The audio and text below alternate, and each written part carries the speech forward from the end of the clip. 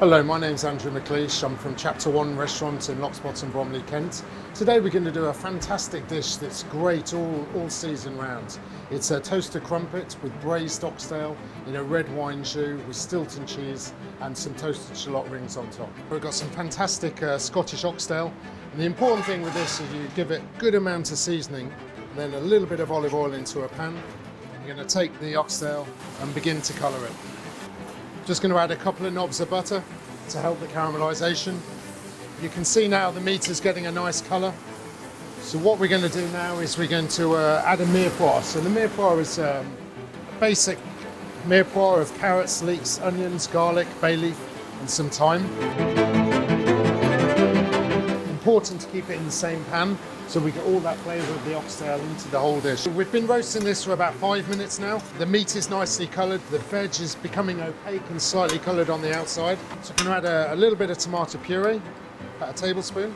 Cook that into the dish as well, and it helps the caramelisation a little bit more.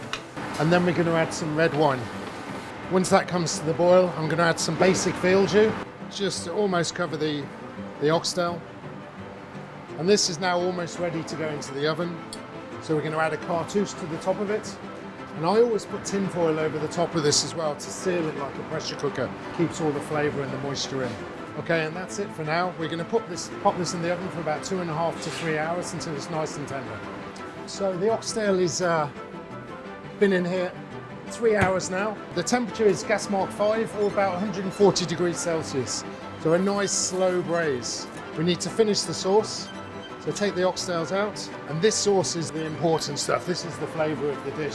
So now we've got the oxtail, lovely soft meat. This is delicious.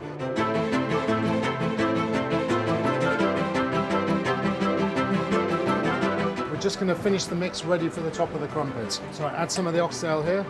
Just going to do 2 portions. Add some of the reduced sauce. We're going to bring that up so it goes nice and sticky. We need to adjust the seasoning now. So a touch of parsley, touch of salt. So then we have our crumpet mix like this. You can see it's nice and aerated, nice and thick.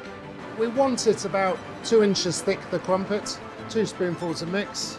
So we're going to put a lid on and leave that for about 5 minutes. They're going to rise up a little bit and then we need to turn them over.